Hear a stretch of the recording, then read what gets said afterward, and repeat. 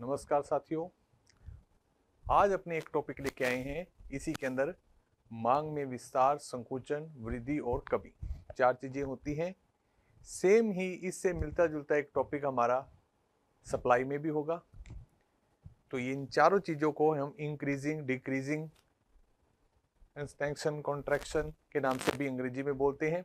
तो इन चारों के ऊपर बात करते हैं। तो सबसे पहले मांग में विस्तार व संकुचन। देखो जी, इसको बोला जाता है मांग मात्रा में परिवर्तन।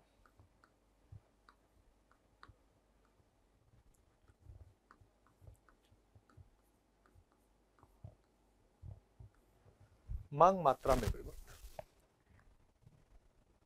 इसी को हम कह सकते हैं मांग वक्र पर परिवर्तन।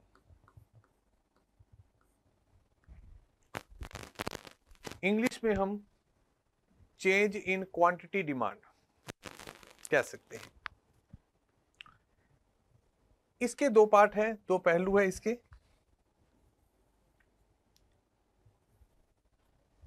एक मांग में विस्तार,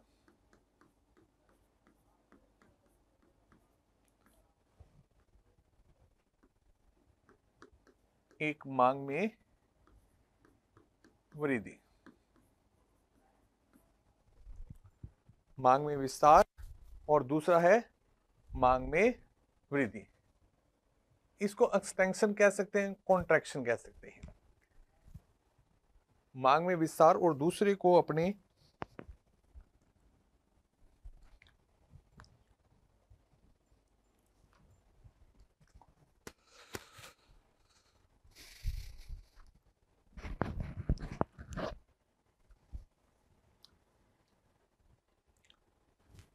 नमस्कार साथियों, आज टॉपिक लेके आए हैं मांग में विस्तार, संकुचन, वृद्धि और कमी।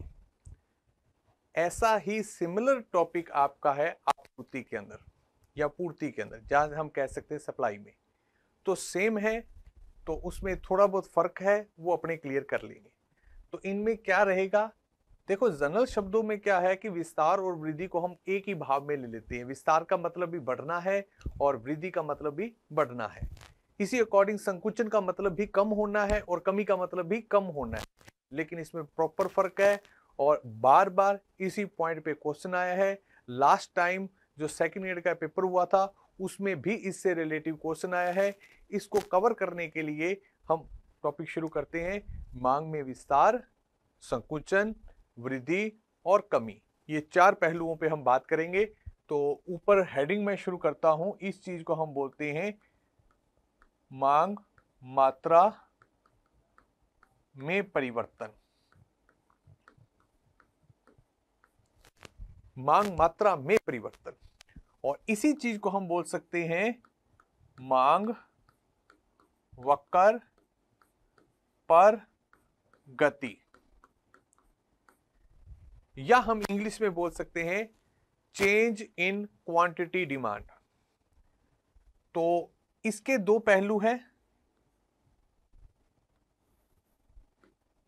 पहला है मांग में विस्तार और सेकंड है मांग में संकुचन।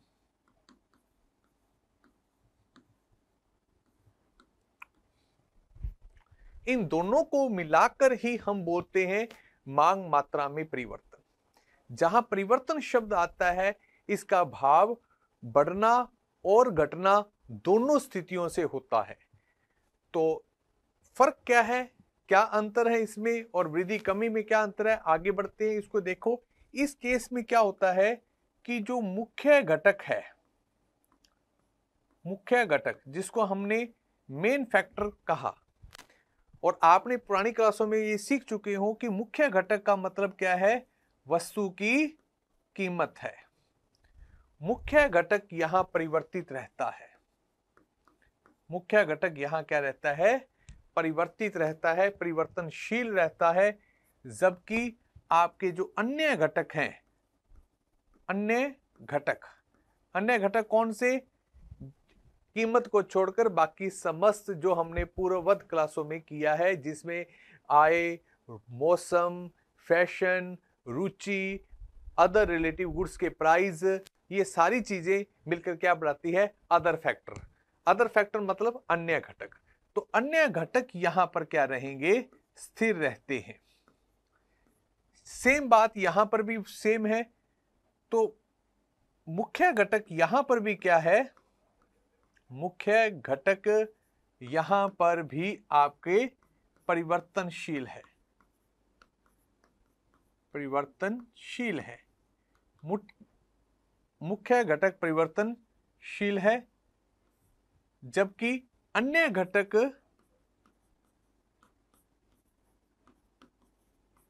स्थिर है। और मुख्य घटक का मतलब किससे माना आपने, जो अदर फैक्टर्स हैं, हमने मौसम, फैशन उसको कहा, वो हमारे लिए अन्य घटक है, और मुख्य घटक का मतलब कीमत। तो हम यहां पर दो चीजें एक्सप्लेन कर रहे हैं, एक मांग में संकुचन और एक है मांग में विस्तार। तो मांग में संकुचन और विस्तार दोनों ही परिस्थितियों में मुख्य घटक परिवर्तित होता है, अन्य घटक स्थिर रहते हैं। अब जब हम इस चीज को डायग्राम से रिप्रेजेंट करते हैं, जो क्वेश्चन आएंगे वो डायग्राम से रिलेटिव आते हैं, इनके हमें डायग्राम भी बनाने पड़ेंगे। तो सबसे पहले कि यदि हम विस्तार का डायग्राम बनाते हैं, तो जैसा कि हमने एल शेप का ये डायग्राम बनाया, और हमें मालूम है कि हम यहां पर क्या लेते हैं, डिमांड, और यहां पर हमें क्या दिखाना है, प्राइस।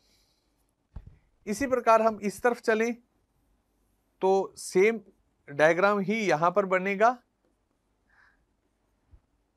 डिमांड, और ये क्या आपका प्राइस। अब जी, क्योंकि डिमांड कर्व हमें पता है कि वो डाउनवर्ड स्लोपिंग होता है, तो हम वैसी स्ट्रक्चर दे दी दोनों साइड। स्टार्टिंग में क्या हुआ कि जब हम विस्तार की बात करते हैं, तो विस्तार का भाव क्या है, मांग का बढ़ना। विस्तार का भाव क्या है, मांग का बढ़ना।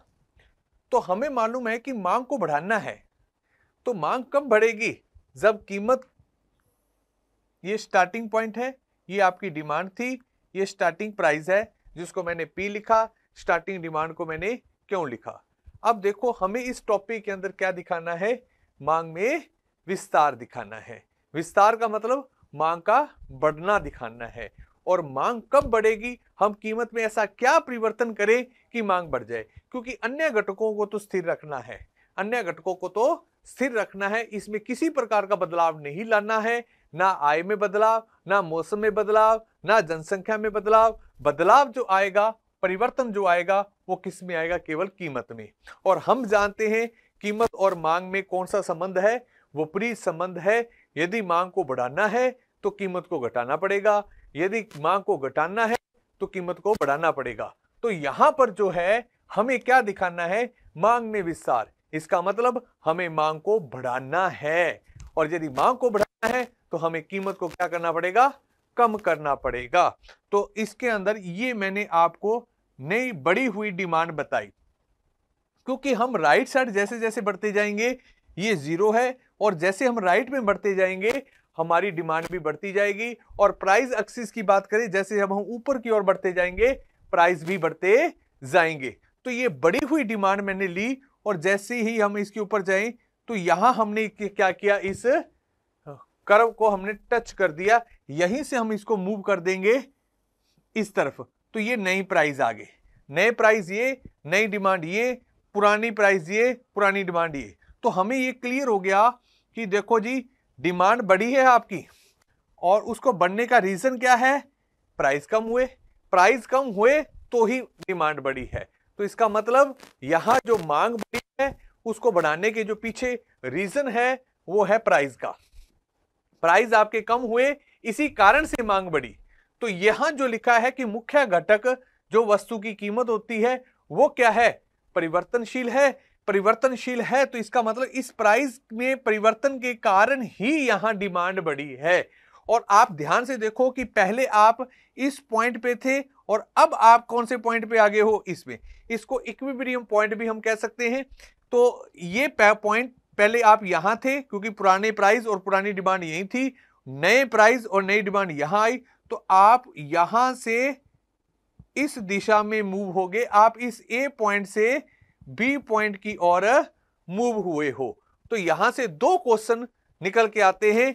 सबसे पहले कि यहां लैंग्वेज पढ़े तो मैंने यहां क्या लिखा, मांग वक्र पर गति, movement on demand curve. It means कि आपने इस डिमांड कर्व के ऊपर ही मूवमेंट किया है। पर शब्द आएगा, पर का मतलब ऑन, तो पर का मतलब होता है उसी वक्र के ऊपर मूवमेंट होना। तो इसीलिए इन दोनों केसेस में हम यही पढ़ेंगे और मांग मात्रा भी आएगी।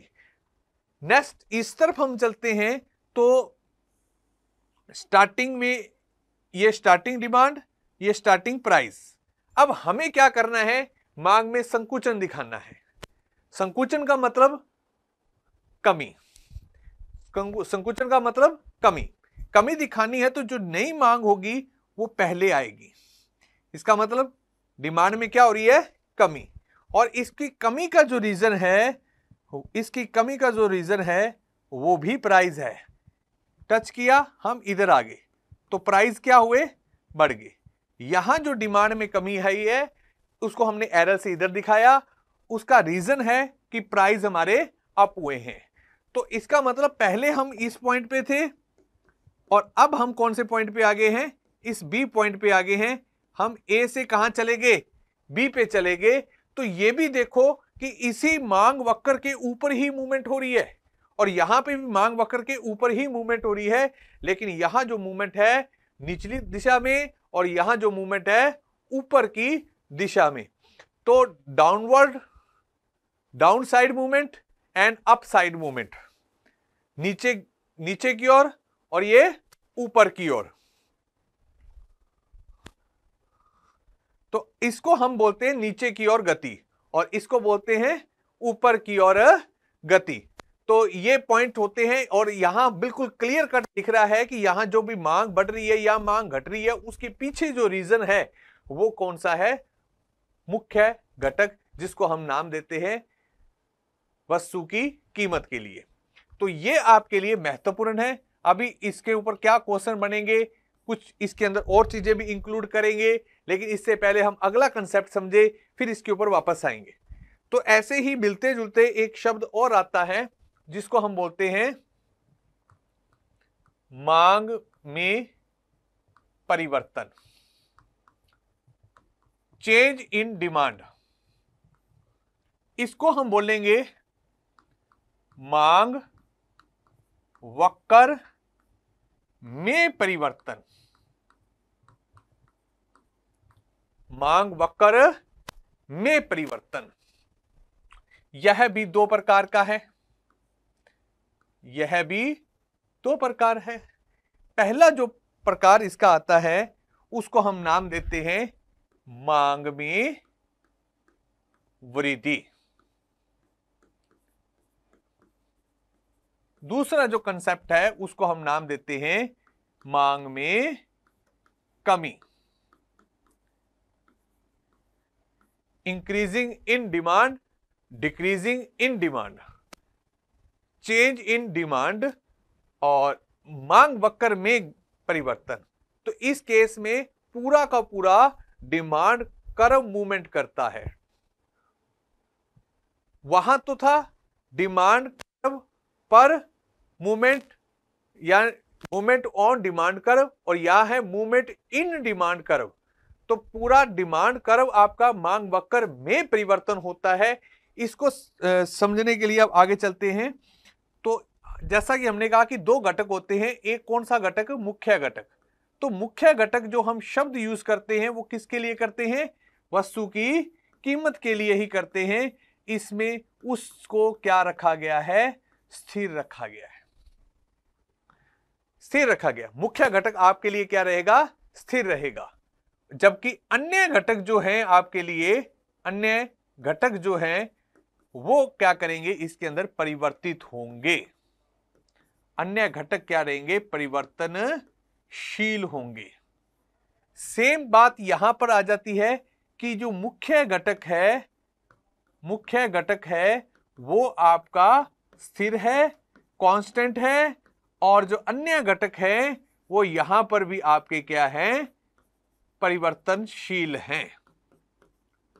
यानी कि जो भी चेंज होगा वो अदर फैक्टर के कारण होगा, मेन फैक्टर के कारण नहीं होगा।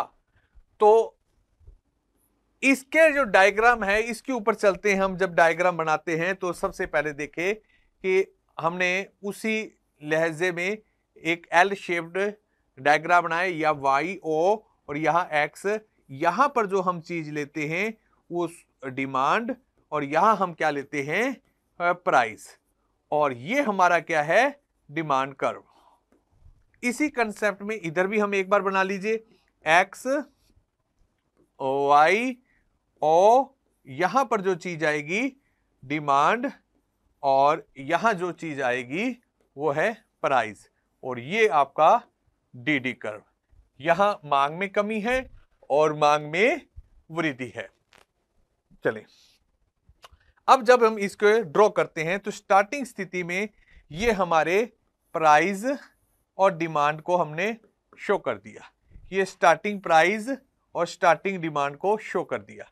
अब देखें, अब हमें क्या बताया जा रहा है? इधर देख लीजिए, हमें दिखाना है मांग में वृद्धि। मांग बढ़े, मांग बढ़नी चाहिए, तो मांग इस तरफ बढ़ेगी या इस तरफ? तो हमें मालूम है कि हम इस जीरो से जैसे जैसे दाईं तरफ जाएंगे डिमांड भी बढ़ती जाएगी। तो हम बढ़ी हुई डिमांड को यहां शो करते हैं D1। ये मांग बढ़ गई, क्यों? क्योंकि हमें मांग में क्या दिखानी है? वृद्धि। वृद्धि का मतलब होता है बढ़ना, तो ये हमने बढ़ा दी। लेकिन आगे देखो, मुख्य घटक को क्या रखना है? स्थिर रखना है। मुख्य घटक मतलब प्राइस। तो इस केस में हम क्या करेंगे? इस प्राइस को कम ज्यादा नहीं करेंगे, उतना ही रहेगा। तो जैसे यहां पर इसको मूव नहीं करेंगे, यदि यहां से ये चीज मूव हो गई तो इससे क्या हो गया कि प्राइस तो आपके कम हो गए, लेकिन प्राइस को हमने क्या रखना है? स्थिर रखना है। और प्राइस स्थिर कब रहेंगे? जब ये अपनी जगह पे यहीं पे ही रहे। तो हम इसी लाइन को आगे बढ़ाएंगे और इस लाइन को भी आगे बढ़ाएंगे, तो ये दोनों जहां पर मिलेंगे वहां डिमांड कर्व शिफ्ट हो जाएगा। इसको डिमांड कर्व को शिफ्टिंग को मैंने ये डैश से दिखा दिया, इसका मतलब D1। इस केस में डिमांड कर्व शिफ्ट होगा, और वो कौन सी साइड होगा? Right side. अब हम यहां पहुंच गए, पहले हम यहां थे। देखो, प्राइस सेम रहे, पहले भी प्राइस ओपी थे, अब भी प्राइस ओपी है। पहले डिमांड ओक्यू थी, अब डिमांड ओक्यू डैश हो गई है। इट मींस डिमांड आपकी बड़ी है बट प्राइस आपके कांस्टेंट ही रहे हैं। इधर देखें, हमें मांग में क्या दिखानी है? कमी दिखानी है। हम समझ गए कि हमें जो Q1 दिखाना है वो कहां दिखाना है? यहां इस साइड दिखाना है। Q1 हमें इस साइड दिखाना है, तो ये Q1 कम दिखाना है। और जैसे ये ऊपर बढ़ा, क्योंकि प्राइस को हिलाना नहीं, हम यहीं पे रुक गए, उसकी लाइन के इक्वल वहीं आना है। तो यहां पर हम नया हमारा डिमांड कर्व आ जाएगा, और ये कौन सा डिमांड कर्व है? इसको हम नाम दे दिया D1 T1।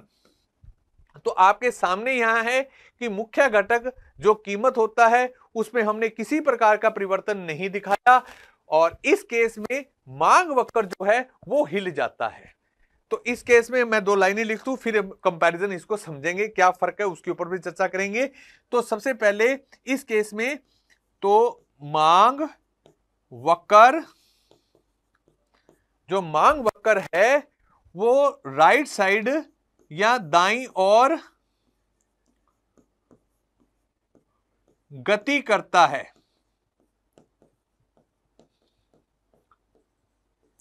दाईं ओर गति करता है। देखो, राइट तरफ ये मूव कर गया, शिफ्ट होता है। इसको बोलते हैं विवर्तन।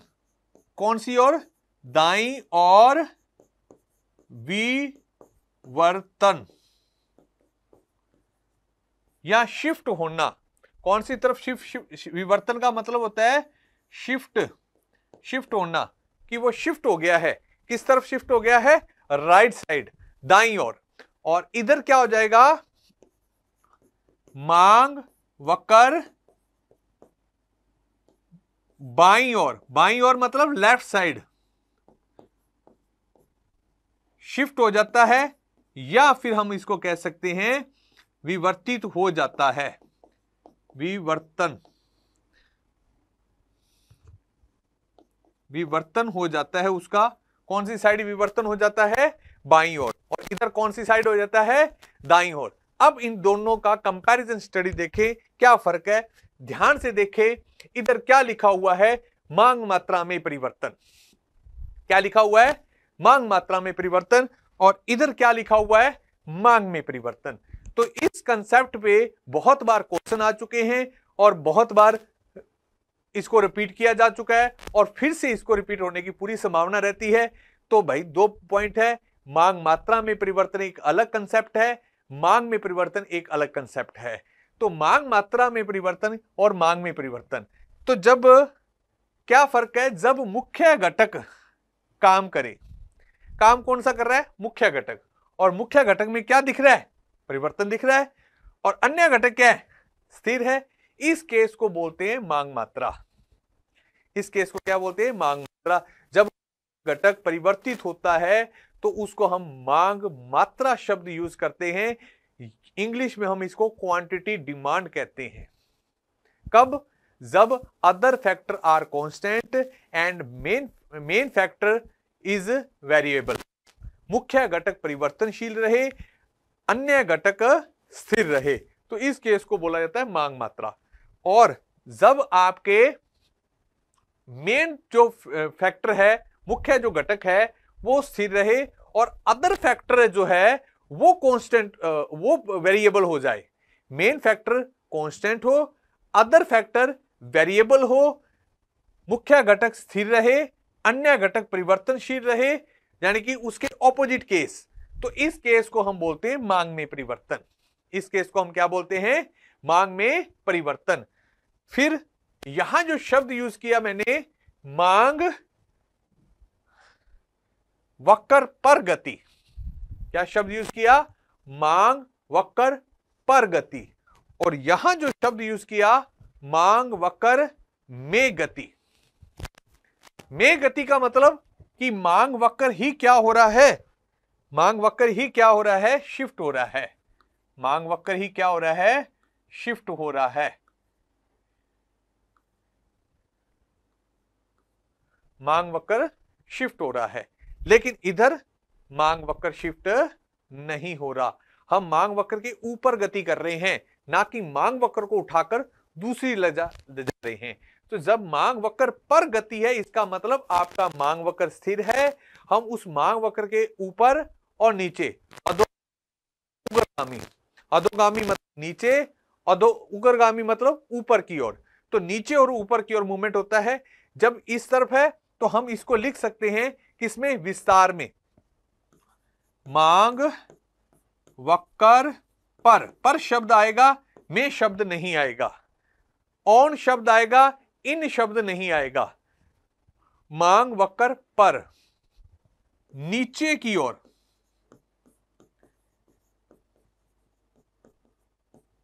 जाना। हम मांग वक्र पे ही है, लेकिन गए किस तरफ है? नीचे की ओर। और इधर क्या आएगा?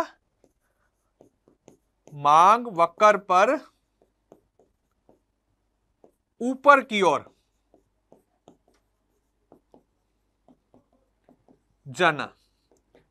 और यहां क्लियर देखें कि हमने कहा था कि मुख्य घटक चेंज रहेगा, और ये मुख्य घटक होता है। ये जो प्राइस हम दिखा रहे हैं, ये आपके लिए मुख्य घटक ही है, मुख्य घटक। और बिल्कुल क्लियर कट इस डायग्राम से दिख रहा है कि प्राइस घटे हैं। प्राइस घटेगा मतलब परिवर्तन हुआ है। और मुख्य घटक में यदि परिवर्तन होता है, और परिवर्तन भी कैसा? कमी वाला। परिवर्तन भी कैसा? इसको हम कमी भी लिख सकते हैं, कमी। मुख्य घटक में यदि कमी आए तो मांग में विस्तार होगा। ये अंडरस्टूड बात है कि कीमत और डिमांड में ऑपोजिट रिलेशन है। मांग में विस्तार दिखाना चाहते हो तो कीमत में आपको कटौती, कमी करनी ही पड़ेगी। दूसरी तरफ इधर देखें कि यहां पर भी मांग आप देखते हो कि मुख्य घटक परिवर्तनशील है, तो ऊपर की ओर मूव किया, यानी कि कीमत बढ़ी है तो ही मांग कम हुई है। तो यहां देखो दोनों केसेस में कीमत चेंज हो रही है, मांग वक्र चेंज नहीं हो रहा, उसको अपनी जगह से हिलने की जरूरत नहीं पड़ी। मूवमेंट जो हुई है उस मांग वक्र के ऊपर हुई है, इसलिए हमने यहां लिखा मांग वक्र पर गति। तो विस्तार और संकुचन मिलकर ही बनाते हैं मांग वक्र पर गति या मांग मात्रा में परिवर्तन, मांग मात्रा में परिवर्तन। तो नेक्स्ट पॉइंट जो इधर वापस ले, वृद्धि और कमी के अंदर क्या है कि मुख्य घटक तो हमने स्थिर रख दिया। जब मुख्य घटक स्थिर हो जाएगा तो उसको मांग मात्रा शब्द यूज नहीं करेंगे, उसके लिए शब्द क्या आएगा, मांग। और ये क्वेश्चन सेकंड ग्रेड के अंदर आ चुका है, फर्स्ट ग्रेड के अंदर आ चुका है और फिर से आने की पूरी संभावना है। इसके 3-4 क्वेश्चन अपने क्वेश्चन वर्जन में इस टॉपिक को करेंगे ताकि ये सारी चीजें आपके कवर हो जाए। तो इसके अंदर आगे पढ़ो क्या लिखा है, मांग वक्र में गति। में शब्द है, वहां पर शब्द था। में का मतलब मांग वक्र खुद उठकर एक जगह से दूसरी जगह शिफ्ट होगा।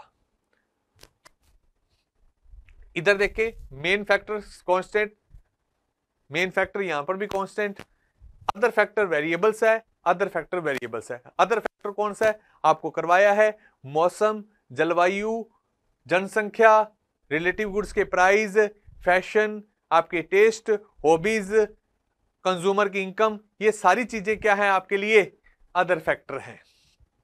इस केस में देखो प्राइस को हम हिला ही नहीं सकते, यहां पर भी प्राइस नहीं हिला और यहां पर भी प्राइस नहीं हिला, क्योंकि प्राइस क्या है आपके लिए मुख्य घटक, और मुख्य घटक को आपने क्या रखना है, स्थिर रखना है।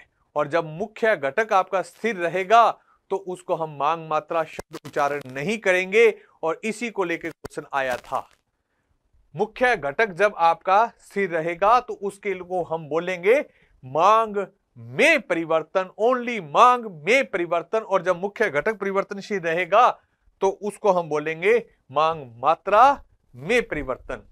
तो इसके अंदर मुख्य घटक स्थिर है तो अदर फैक्टर है, तो इस केस में क्या है, हम प्राइस को हिला नहीं सकते, और प्राइस को नहीं हिला सकते और डिमांड जैसे ही हम बढ़ाते हैं, क्योंकि वृद्धि के अंदर क्या करना है, मांग में वृद्धि दिखानी है, बढ़ानी है मांग को बढ़ाया तो प्राइस को यहीं रखा, तो ये यहां पर एक डीडी वक्र बन जाता है। अब ये क्या बता रहा है, ये इस बात को बता रहा है कि यहां पर दो डीडी वक्र नहीं है, डीडी वक्र एक ही है, और वो ये था पहले और यही उठकर कहां चला गया, यहां आ गया। तो ये डीडी वक्र ही उठकर यहां चला गया, इसका मतलब डीडी वक्र में क्या हुआ है, शिफ्टिंग हुई है। इस शिफ्टिंग को हम क्या बोलते हैं, विवर्तन। और किस तरफ विवर्तन हुआ है, आप इधर देखो कि ये कौन सा पहलू आ गया, राइट साइड। तो डीडी कर्व राइट साइड आपका शिफ्ट हुआ, किस केस में, इंक्रीजिंग इन डिमांड में। और डिक्रीजिंग के में देखें, मांग में कमी के संदर्भ में देखें तो यही वक्र किस तरफ मूव कर जाता है, अंदर की ओर।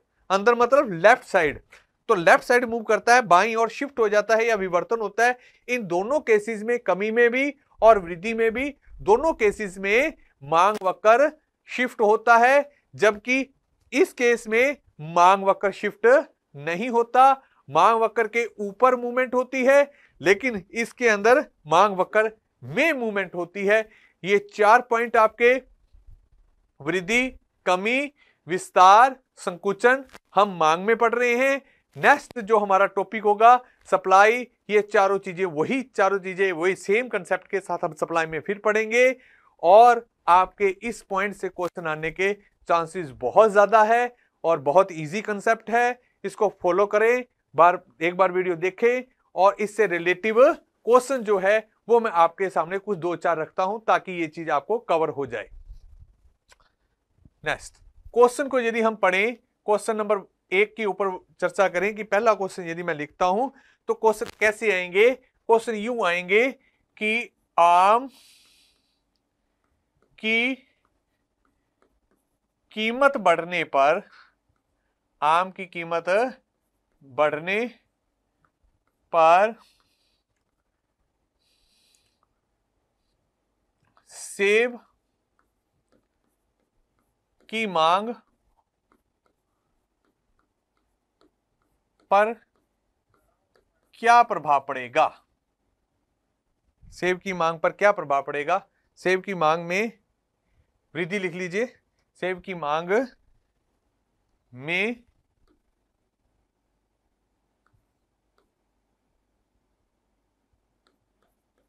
बढ़ोतरी क्या कहलाएगी? यूं लिख लीजिए।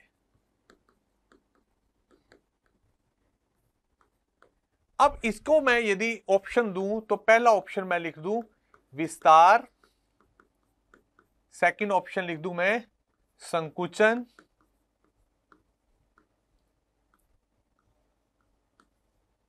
थर्ड ऑप्शन लिख दूं मैं वृद्धि, फोर्थ ऑप्शन लिख दूं मैं कमी। तो हम इसको में क्या मानेंगे? तो सबसे पहले तो हमें यह देखना है कि जो परिवर्तन है वो कौन से फैक्टर में हुआ है, मुख्य घटक में परिवर्तन हुआ है या अन्य घटक में परिवर्तन हुआ है। केवल आपको इस कीमत को देखकर यह नहीं देखना कि हम मुख्य घटक में चले जाएं। और मैंने आपको बताया था दोनों घटकों का पॉइंट नंबर 1 और पॉइंट नंबर 7 का जो अंतर बताया था कि पॉइंट नंबर 1 के अंदर वस्तु एक होती है और यदि पॉइंट नंबर 7 जिसका नाम था अन्य संबंधित वस्तुओं की कीमतें, वहां वस्तुओं की कितनी संख्या होती है? 2। तो इस क्वेश्चन में सबसे पहले देखें कि वस्तु एक है या 2 है। तो वस्तु 2 है जी। एक किसका जिक्र हुआ है? आम का। और एक किसका जिक्र हुआ है? सेब का। इसका मतलब 2 वस्तुएं हैं, भले कीमत शब्द है लेकिन ये नंबर 1 नहीं है, मुख्य घटक नहीं है, ये नंबर 7 है। और उस नंबर 7 को हम क्या कहते हैं? अन्य संबंधित वस्तुओं की कीमतें, जो हमारा अदर फैक्टर या अन्य घटकों में शामिल है। तो यहां चेंज किस में हो रहा है? अदर फैक्टर में। तो हमने सबसे पहले क्या देख लिया कि यहां जो परिवर्तन जो हो रहा है वो किस में हो रहा है? अन्य घटक में परिवर्तन हो रहा है। जब अन्य घटक में परिवर्तन होगा तो उसको जा तो हम वृद्धि कह सकते हैं या फिर हम कमी कह सकते हैं। विस्तार संकुचन का कंसेप्ट यहां पर ही खत्म होता है। ये कभी आंसर नहीं हो सकता, ये भी कभी आंसर नहीं हो सकता। अब बचे वृद्धि कहे या कमी कहे। अब फिर वही देखो कि अदर जो अन्य घटक है, और अन्य घटकों में भी कौन सा है? अन्य संबंधित वस्तुओं की कीमतें, यही था। और इसमें 2 प्रकार के प्रभाव आपको दिखते हैं। अन्य संबंधित वस्तुएं कौन सी हो सकती हैं? स्थानापन्न भी, और क्या हो सकती हैं? पूरक भी। मैंने आपको बताया था कि अन्य संबंधित वस्तुएं कितने प्रकार की हो सकती हैं? 2 प्रकार की, एक स्थानापन्न भी और एक पूरक भी। तो यदि स्थानापन्न होगी क्योंकि इसकी लेंथ है तो फिर तो कौन सा संबंध होगा? पॉजिटिव। और यदि पूरक होगा तो कौन सा संबंध होगा? नेगेटिव। तो हमें अब ये ध्यान देना है कि ये स्थानापन्न है या पूरक है। कौन सी 2 वस्तुएं हैं? एक तो आम और एक है आपका सेब। तो इन दोनों को जब आप चेक करते हो तो आप पाओगे कि ये स्थानापन्न वस्तुएं हैं। कैसे? स्थानापन्न की डेफिनेशन क्या होती है? स्थान को अपनाना। हम कहीं गेस्ट कहीं जाते हैं तो अपने साथ कुछ फ्रूट लेके सोचते हैं, जा तो हम आम लेके जाएंगे, तो उसके ऑप्शन में हम क्या यूज कर सकते हैं? उसके स्थान पे हम क्या यूज कर सकते हैं? सेब का यूज भी कर सकते हैं। इसलिए आम और सेब आपस में स्थानापन्न वस्तुएं हैं। और जब स्थानापन्न वस्तुएं हैं तो इनमें संबंध कौन सा बनेगा? प्लस का। इसका मतलब यदि आम की कीमत बढ़ती है तो सेब की मांग भी बढ़ेगी। अब वैसे भी इसको लॉजिकल भी सेट कर सकते हो। देखो जी, हमारे पास 2 ऑप्शन है, आम और सेब। जब आम की कीमतें तो बढ़ गई, ये तो महंगा हो गया, अब लोग किसकी ओर अट्रैक्ट हो जाएंगे? सेब की ओर। क्यों? क्योंकि सेब सस्ता है। तो सेब की मांग क्या हो जाएगी? बढ़ जाएगी। तो सेब की मांग बढ़ जाएगी तो सेब की मांग में बढ़ोतरी क्या कहलाएगी? वैसे भी यहां शब्द लिख दिया है बढ़ोतरी, तो ना भी लिखा होता तो भी आप टिक कर सकते थे कि ये क्या है? मांग में वृद्धि है, ना कि मांग में विस्तार। नेक्स्ट इससे संबंधित 1-2 क्वेश्चन और देखें। B option. Second question, question number second, मौसम में बदलाव के चलते, मौसम में बदलाव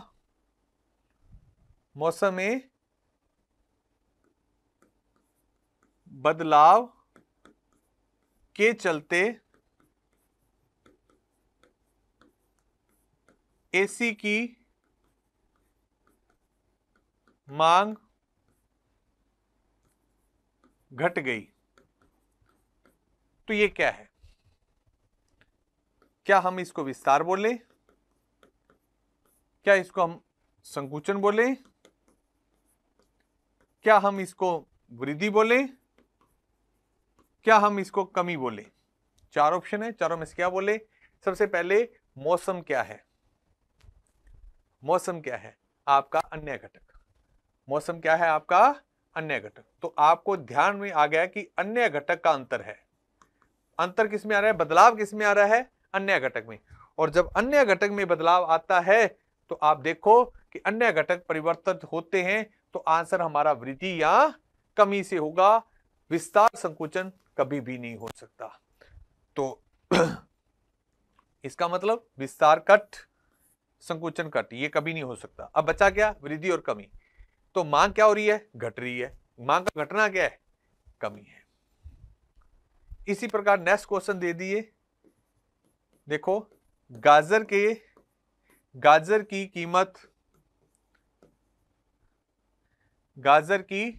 कीमत में कमी से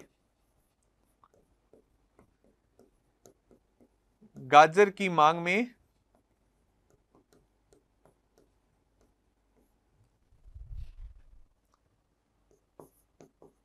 विस्तार होगा, संकुचन होगा, कमी होगी या वृद्धि होगी? ये चार ऑप्शन बना दिए, आंसर बताना है। सबसे पहले कीमत बिल्कुल, कीमत 1 में भी हो सकता है और कीमत 7 में भी हो सकता है। कीमत मुख्य घटक में भी आ सकती है, कीमत अन्य घटक में भी आ सकती है। इस बात को कौन डिसाइड करेगा? वस्तुओं की संख्या। यदि वस्तु 1 है तो कीमत मुख्य घटक की है, और यदि वस्तुएं 2 है तो कीमत अन्य संबंधित वस्तुओं से है, अतः अन्य घटक आ जाएगा। तो यहां पर देखो कीमत किसकी? गाजर की। मांग किसकी? गाजर की। इसका मतलब आपके पास वस्तुएं कितनी है? एक वस्तु है, तो ये जो परिवर्तन है ये मुख्य घटक में है। मुख्य घटक में परिवर्तन होता है तो उसको हम विस्तार या संकुचन कहते हैं। तो इसका मतलब कमी और वृद्धि आना इम्पॉसिबल है, ये कभी नहीं आएगा। विस्तार और कमी में देखें, अब जी गाजर की कीमत में कमी आ गई, इसका मतलब गाजर सस्ती हो चुकी है। सस्ती हो चुकी है तो सोचो अब क्या लोग उसको ज्यादा खरीदेंगे या कम खरीदेंगे? तो अंडरस्टूड, जैसे भी कोई चीज सस्ती होती है तो लोग उसको ज्यादा मात्रा में खरीदते हैं, इसका मतलब गाजर की मांग बढ़ेगी, और बढ़ने का तात्पर्य विस्तार से है। तो इसका मतलब ये क्या है? मांग में विस्तार को प्रकट करता है। लास्ट क्वेश्चन में एक और आपको इसी वर्जन में जो आए हुए हैं उससे रिलेटिव क्वेश्चन आपके सामने रख रहा हूं। नंबर 4 क्वेश्चन आ जाएंगे, मांग मात्रा में परिवर्तन बताता है। मांग मात्रा में परिवर्तन बताता है। किस बात को बताता है? मांग मात्रा में परिवर्तन किस बात को बताता है? पहला ऑप्शन है विस्तार, बी ऑप्शन है आपका संकुचन, सी ऑप्शन है दोनों, और डी ऑप्शन है दोनों में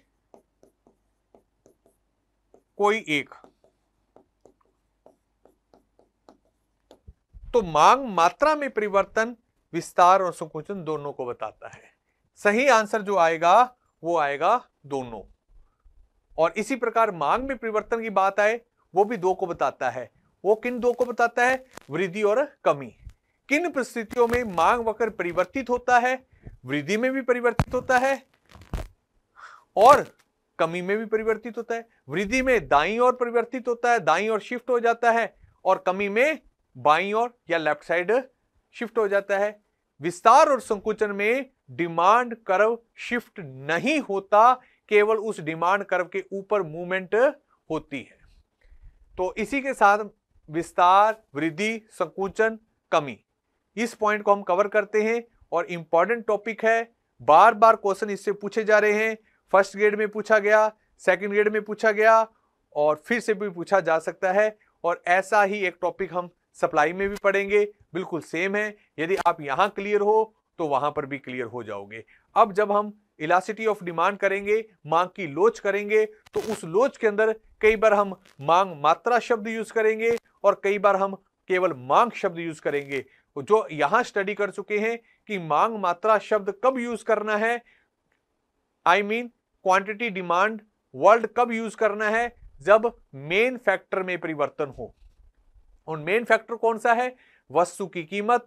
और जब अदर फैक्टर में परिवर्तन हो, अन्य घटकों में परिवर्तन हो, उस वक्त जो हमें शब्द यूज करना है ओनली मांग। मांग में परिवर्तन और मांग मात्रा में परिवर्तन, ये दोनों अलग अलग है। इन दोनों पॉइंट्स को लेकर क्वेश्चन भी बन चुके हैं। तो आपको ध्यान रखना है, यदि मुख्य घटक चेंज है तो मांग मात्रा, और यदि अन्य घटक चेंज है तो केवल मांग। आज की क्लास यहीं समाप्त होती है। जय हिंद, जय भारत।